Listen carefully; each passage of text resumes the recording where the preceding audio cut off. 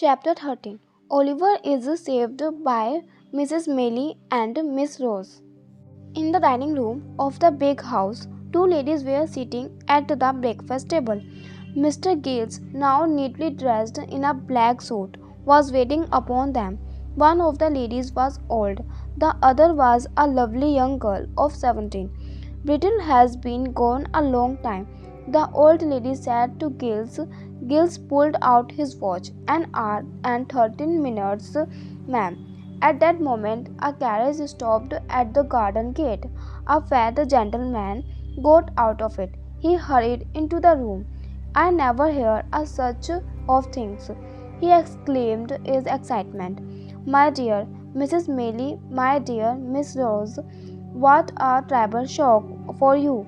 Oh, please, Dr. Losburn, will you come upstairs and look at the poor creature? Rose begged.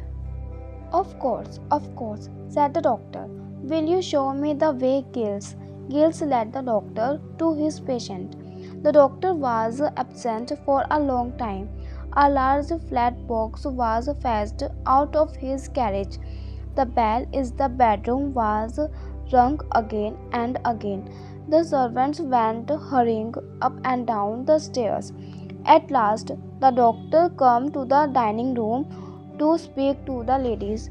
This is an extraordinary thing, Mrs. Maylie, he said. He is not in danger, I hope. The old lady said, no, he will be well again in a week or two. The doctor informed them. Then he asked them, have you seen this thief? No. Has not Giles told you anything about him? No. Would you like to see him if I come with you? Yes, I had liked to, and I had liked Rose to come as well if she will. The doctor took the ladies upstairs to Giles's room. He pointed toward the bed.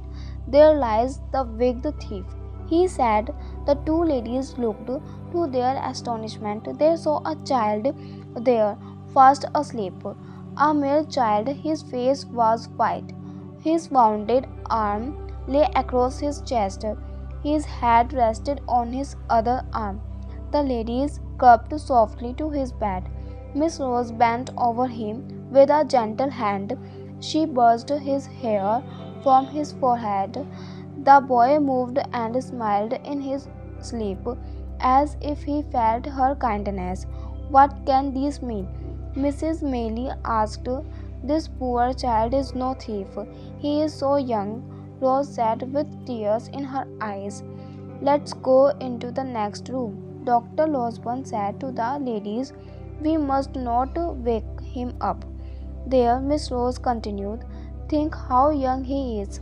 Perhaps he has never known a mother care. Perhaps he has never had a home. Poor boy. Oh, auntie, don't let them send this boy to prison. My dear, said the old lady, do you think that I would harm one hair of his head? I have not much longer to live. I must help all I can. What can I do to help this boy? Dr. Losburn. Let me think, he kind-hearted doctor said. For some moment he looked thoughtful. Then he asked, can we trust the servants to say nothing about the boy? Yes, Mrs. Maylie told him. They will do as I tell them. Good, said the doctor. But first of all, let us hear what the boy has to say when he wakes up.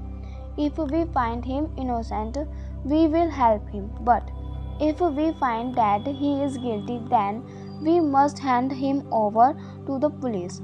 Do you agree? The two ladies readily agreed, for they were sure that Oliver was innocent. Oliver slept and for many hours.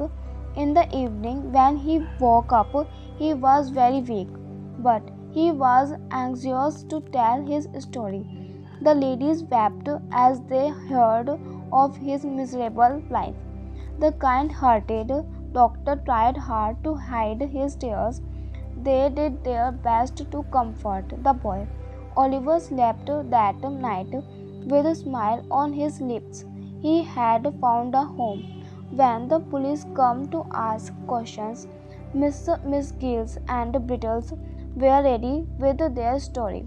Oliver had accidentally wounded himself while playing with a gun.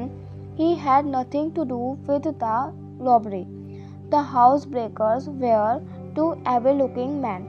The servants, with the help of Dr. Losburn, told their story while the police believed them.